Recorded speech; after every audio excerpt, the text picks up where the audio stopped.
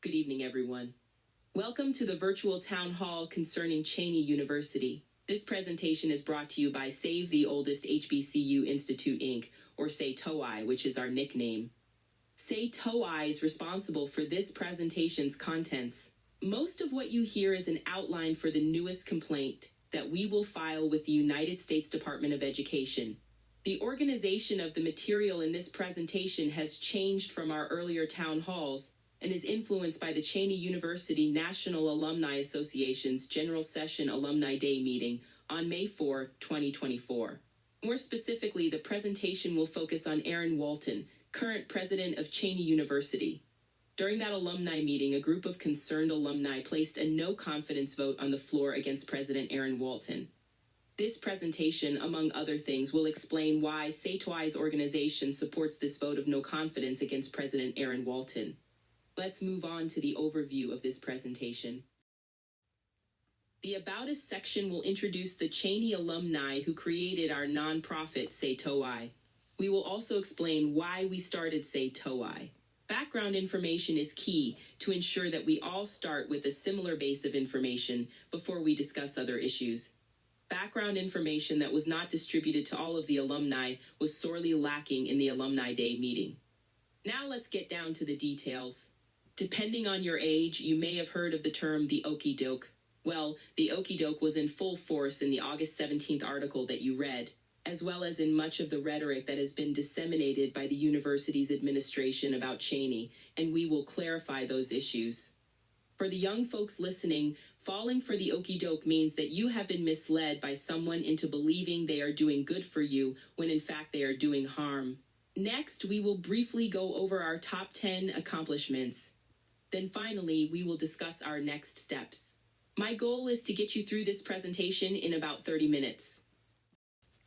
Then we will open up the floor for questions and answers for as long as you are willing to hang around. If you read the August 2023 Inquirer article, you saw this picture of most of us in front of the Cheyney marker. We are Cheyney alumni graduates who attended Cheyney during the years 1972 through 1979. Our board members are Arthur Allen, who is our secretary, Stephen Anderson, who is chairman and CEO, Delbert Gibson, who is vice chairman, William Henderson, who is CFO, Alan Hurst, Andrew Johnson, Wilson Lambert, and Gregory Marshall collaborate and review ongoing issues. Robert Jackson does our HBCU research. Maurice Marshall is our senior advisor. Clint Walden is working on our website and outreach. And finally, Larry York is working on our 1789 project. The late Theodore Richardson was also a founding member. We are constantly adding advisors to the organization. We established SaTOHI as a 501c3 organization that can receive tax-deductible contributions. And we are independent of the university and any other Cheyney-related organizations. We currently have 3 programs under SaTOHI. The first is student support, where we will help any student who wants to improve the operations of Cheyney University, especially those operations affecting Cheyney students. Student support also includes assisting in the securing of the funds that are due Cheyney. The second is to advocate and educate, where we take on projects that will increase the prominence of the university, or perform functions to get the university ready for its historic recognition. And finally, the third is Cheyney University as a national treasure, where we work on our plan to recognize Cheyney University as a historic landmark within the United States National Park Service. Most of our work during the past year has focused on student support because of the immediate needs of the students and the desire to get more funding for the university. Now that you know who we are, let's focus on the university. Let's refer back to the May 4th alumni meeting. There were many misleading statements made in that meeting that we want to correct. At the top of the list was the belief that God gave us, the alumni, Cheyney University. Unfortunately, not yet. It is important for all of us to understand that Pennsylvania purchased Cheyney University in 1922. Then the state of Pennsylvania established PASSHE, which pulled Cheyney under PASSHE in 1983. The state designated the Pennsylvania State System of Higher Education, or PASSHE, to oversee and manage Cheyney University and 13 other predominantly white universities. As we will discuss later, nearly every major problem Cheyney has faced flows from PASSHE. PASSHE is at the center of 6 pressures that are hindering Cheyney's survival. Its mission per its website is to ensure the long-term sustainability of all of its universities. Obviously, with Cheyney experiencing 2 challenges to its accreditation recently and the steady decrease in Cheyney's enrollment, PASSHE dramatically continues to fail in its responsibility to Cheyney. The first pressure is that generally, America has been against African Americans getting a quality education. The second pressure is that the community around Cheyney is less than welcoming and would love to see it closed. The third pressure is that Cheyney is no longer in a rural area. Developed land is on its boundaries. Hundreds of millions can be made by developers if they can get the land that Cheyney sits on. The fourth pressure is that some of the other PASSHE universities need money to survive. Why not sell off Cheyney and give the leftovers to Westchester University? And finally, Aaron Walton? Was he placed at Cheyney to be its president or to develop it for the community? Please keep these real and/or anticipated pressures in mind throughout the remaining discussion of this presentation.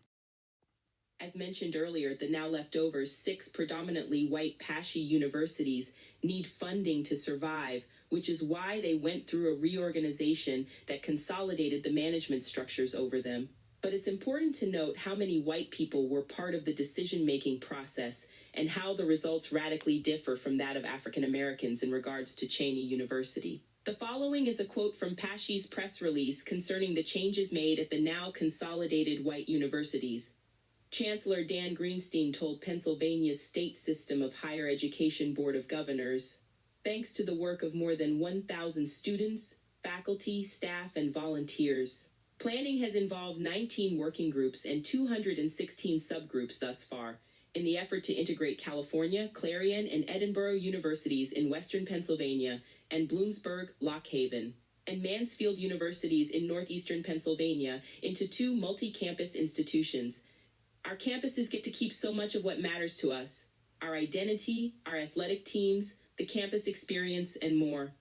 Notice the number and types of individuals involved in the decision-making and the results to keep the identity of the universities, its athletic teams, and a full campus experience for the white students.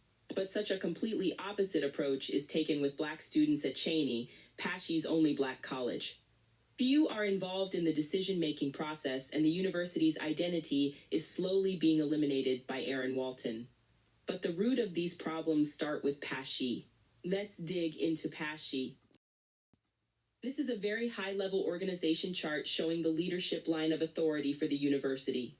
Pennsylvania established the Pennsylvania State System of Higher Education, or PASSHE, to oversee 14 state colleges and universities. The chancellor, currently Greenstein, was appointed by the Board of Governors and also runs the PASSHE system. The chancellor has a staff of analysts that evaluate all of the trends of Cheyney's operations over the years. Many in the Cheyney community believe that Cheyney University selects its own president, but this is not true. PASSHE is the sole organization that can fire, hire, and evaluate the president of Cheyney. Again, I will repeat, PASSHE is the sole organization that can fire, hire, and evaluate the president of Cheyney. There are others involved in the management chain, but they are advisory in nature. The president of Cheyney has nearly full control over the strategic and tactical direction of Cheyney operations and staff. Prior to coming to Cheyney, Aaron Walton spent over 10 years on PASSHE's Board of Governors during the years 2005 to 2017. The required national search was truncated to appoint Walton president of the university. In addition, it is interesting to note 2 things. First, in our May alumni meeting, Aaron Walton stated that he was surprised to find the condition that Cheyney was in when he came to the university. How so, when he was on PASSHE's board for over 10 years prior to his appointment? Second, in his bio on Cheyney's website, it makes no mention of Walton's PASSHE background. Maybe President Walton's lack of integrity about his background has to do with the 2014 lawsuit filed by the Cheyney University National Alumni Association and several associates, naming President Walton and others, for failing to perform their duties as administrators and board members and discriminating against Cheyney University. I'll repeat that in 2014, the Cheyney University National Alumni Association filed a lawsuit against Aaron Walton and others for discriminating against Cheyney University of Pennsylvania. I wonder how many alumni in the May Alumni Day meeting on May 4th were aware of this fact. More recently, two of Aaron Walton's staff accused him of raiding scholarship money to use for unintended purposes. In an Inquirer article written on August 14, 2023, it notes that the state settled with both of Walton's accusers. The lawyer for one accuser said the settlement was a vindication and was very satisfied with the results. The lawyer for the other accuser only confirmed the matter was resolved. What does this say about Walton? The state obviously could not provide a case strong enough to overcome the accusations. I will pause for effect. This table highlights the mismanagement overseen by Walton while he served on PASSHE's Board of Governors during his tenure from 2005 to 2017. Notice that budget issues started in 2006, but the most embarrassing issues occurred during the presidents whose term was from 2007 through 2014.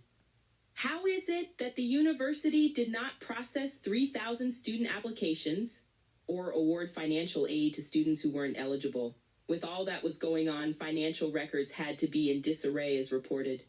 As you can see, overspending the budget was a constant occurrence. Then, the next president failed to collect $7 million in tuition. I've just highlighted a few of the financial failures. This table alone is worthy of 1-hour presentation. As mentioned earlier, when Walton became president of Cheyney in 2017, financial management issues continued to occur. A critical player in the survival and revival of our university is the United States Department of Education. You are all probably aware of the famous landmark decision of the Supreme Court of 1954, Brown v. Board of Education, that ruled segregated education systems are unconstitutional and illegal. Based on that law and other civil rights laws, in 1969, the United States Department of Education identified 10 states that had maintained illegal segregated systems. The state of Pennsylvania was the only northern state to be identified. Note the state of Maryland was also one of the 10 identified states. This designation has never been resolved, and Pennsylvania is currently under review by Department of Education analysts today. That's right, today. Since 1969, the United States Department of Education has received several commitments from the state of Pennsylvania to make Cheyney University equal in fact and in appearance to its predominantly white universities. The latest commitment was made in 1999. One requirement was to make Cheyney the lead university in the PASSHE system in computer science. All white PASSHE universities were not supposed to expand their computer science programs, and Cheyney's computer science program was to be grown. Let's look at the data to see how this worked out. The data in this chart is from PASSHE's website, starting in 2004, the earliest data available on the website.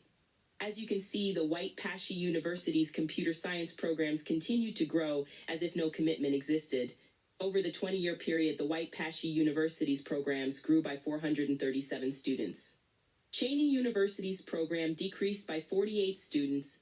You read it right. Decreased by 48 students. Per the 1999 agreement, all 437 student increases should have occurred at Cheyney.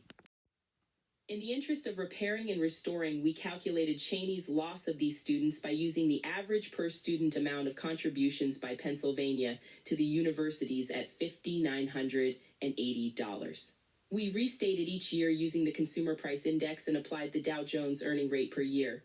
We also adjusted the amount down to consider any inaccuracies in the data. For just the computer science program, we estimate that Pennsylvania owes Cheyney $31 million.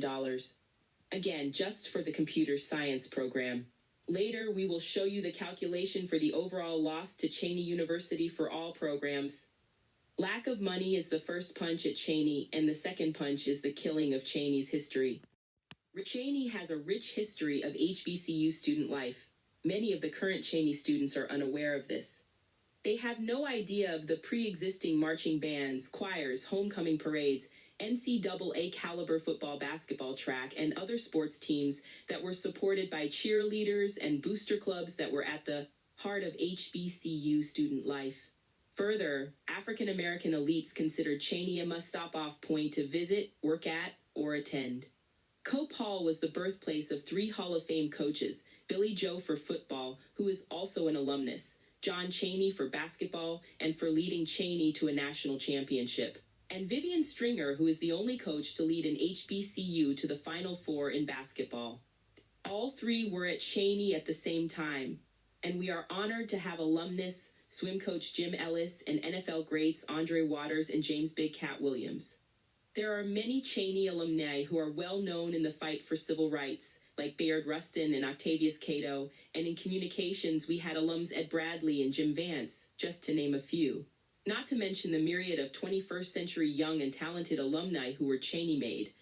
Other well-known African Americans would visit the campus, notably Coretta Scott King, whose sister Edith Scott Bagley was an esteemed theater arts professor at Cheyney, along with others who visited like Jesse Jackson, Muhammad Ali, and more. But not only did African Americans visit Cheyney, the 39th President of the United States spoke at the 1979 Cheyney commencement. Quoting his commencement address to the audience, "I'm continuing my very rare appearance at famous and great institutions of learning by coming here to Cheyney State. But now, how far has Cheyney fallen?" In 2022, a complaint was filed with the United States Department of Education by Cheyney students and alumni. You should have received it as a read-ahead along with the Inquirer article dated August 17, 2023, which was generated as a result of the complaint. When you read Chancellor Greenstein's and President Walton's defense of the allegations in the article, you have to fact-check their responses because they are misleading.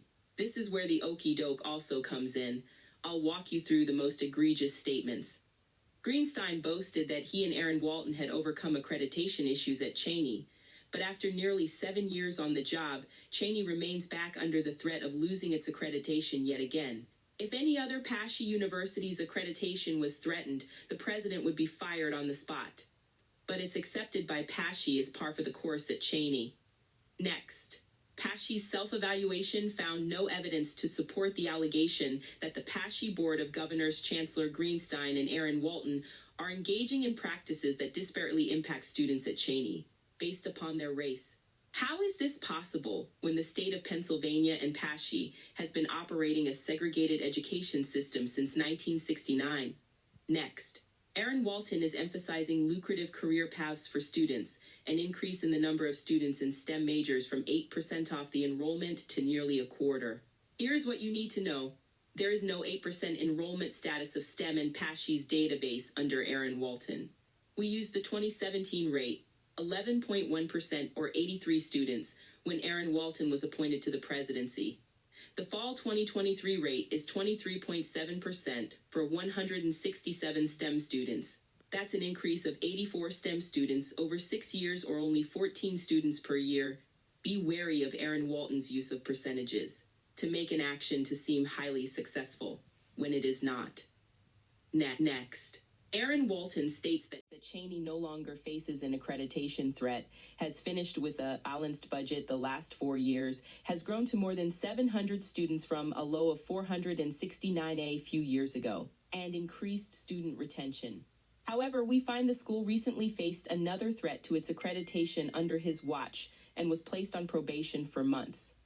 This again caused a huge blow to the university's reputation, recruitment, and retention. PASSHE has offered to loan the university $6 million. Per the enrollment figures, there were 469 students in the fall of 2019 and 706 in 2023. Therefore, student enrollment only increased 237 students in 4 years. That only comes to 59 students per year. At this pace, Cheyney won't get back to 3,000 students until 2063. Next, Chancellor Greenstein and Aaron Walton want you to believe that the decline in Cheyney's enrollment is due to black students choosing to go to white schools. But the data defies this. In 1977, Cheyney University had an enrollment of 3,000 students, and Bowie State in Maryland had 2,875 students in 1977. Maryland, like Pennsylvania, was determined to have a segregated school system in 1969. But today, Cheyney has 700 students, and Bowie has 6,408 students. That's nearly a 5,700 student enrollment difference. So, are we to believe that only students considering Cheyney went to white schools, but Bowie students did not? And for the record, Bowie reports that 80% of its students are African American. Next, Aaron Walton claimed that air quality was monitored and tested by an industrial hygienist and that the results were determined to be negative for containing harmful particulates. Some of the areas that students complained about were not being used to house or serve students, Walton contended. If what Walton says is true, why has he not released the report as students have requested? Next, it is noted in the article that the university is on a payment plan to satisfy its debt to the Federal Education Department for the financial aid problems per Greenstein. The university was liable for $57.5 million, but struck a settlement for $14.3 million, $7.4 million of which has been paid. But why is Cheyney responsible for this debt? PASSHE appointed the presidents that caused these problems. PASSHE should be fully responsible for this debt and repay Cheyney for any money spent thus far to cover it. Also, the Department of Education's regulations require no harm come to Cheyney University. PASSHE is good at deflecting blame to Cheyney for its failures. This is an example of victim blaming which has occurred over generations. They have been so good at deflecting, no one thinks about PASSHE's role in the ongoing mismanagement debacles. Next, Chancellor Greenstein noted that PASSHE owned an predominantly white Mansfield University, which also struggled financially, lost its football team too. But Mansfield University did not eliminate its football team. It downsized its team to sprint football. This ensured white students would not miss out on a full college experience. However, Aaron Walton implemented the most drastic decision for African American students at Cheyney and eliminated the football team, and withdrew Cheyney's basketball teams from the NCAA and Pennsylvania State Athletics Conference. Next, Greenstein stated that athletics are one of the first things to go when you're struggling to maintain academic programs. But when Greenstein downsized white PASSHE universities, his priorities were different. His organization stated the following for white PASSHE students: "Our campuses get to keep so much of what matters to us: our identity, our athletic teams, the campus experience, and more." The next and final okie doke was Aaron Walton's push for STEM to take place in this beautiful science building. You would think the students were experiencing a state-of-the-art education in it. However, the students reported to us that they did not have lab materials in class. They used gummy candy, plastic knives, and forks to simulate lab work, or they watched YouTube videos of labs. If they were lucky to have a set of lab materials, one student would do the work as others looked over their shoulders. So, who is the science building for, and why was Walton pushing this curriculum and not ensuring that there were necessary labs and lab materials? These were just a few of the intentionally misleading comments that we encountered. Let's move on to SaTOHI's accomplishments and next steps. The following is a list of SaTOHI's top 10 accomplishments. SaTOHI was able to ensure that Cheyney's students' residences were being cleaned. SaTOHI was able to ensure that Cheyney's students' cafeteria meal plans were improved. SaTOHI was able to ensure that Cheyney's student-accessed, run-down areas were remodeled and painted. SaTOHI was able to ensure that Cheyney's library was reopened after Aaron Walton attempted to close and rent it out. After pressing the issue, Aaron Walton even appears to be reestablishing an education curriculum. $4.5 million from Governor Wolf was received to improve infrastructure. The design of the new athletic center from the demolished, historic Alfred E. Cope Hall Gymnasium appears to be moving toward students' needs, but remains unsatisfactory. It is clear that PASSHE, Aaron Walton, and his administration should think twice about unsupported statements. Now that we have established SaTOHI, we have changed the nature of the United States Department of Education's case with Pennsylvania. We will not stop here. As discussed earlier, the key to Cheyney's revival and survival is money. Unlike in past complaints, we can now measure the costs of Cheyney's losses due to PASSHE's mismanagement. We calculated that for the years 1977 to 2023, PASSHE owes Cheyney $1.3 billion. We came up with this calculation using the difference between Cheyney University's enrollment and Bowie State University's enrollment, and applied the average Pennsylvania state contribution to the difference for each year. We also added a Dow Jones investment factor to that principle to account for loss growth via lack of infrastructure, reputation, history, and more. This occurred over the years because PASSHE failed in its responsibility to provide competent leadership and to intervene to avoid these losses throughout the years noted. Also note that Chancellor Greenstein continues to misrepresent the financial conditions today by stating that Cheyney gets close to $20,000 more than the highest white university in PASSHE. When you calculate what he is giving to Cheyney versus what is really owed, you'll find that it is fool's gold. It will take 97 years for Cheyney to recoup what it is really owed, and this doesn't account for the debt that PASSHE should be paying. The complaint that we have in the works will seek a fair deal for Cheyney. This is the first step of our plan. Remember SaTOHI's 3 goals. 1. Student support and get Cheyney the money it is due. 2. Advocate, educate, and advertise the historic nature of Cheyney University. And 3. Designate Cheyney as a national treasure and historic landmark, or establish Cheyney University within the United States National Park Service, the leading public history entity in the United States. You can help us with any one or all of our projects by signing up via the email address shown on this slide or call us at the phone number listed. We sincerely thank you for your time and interest, and we are now open for Q&A.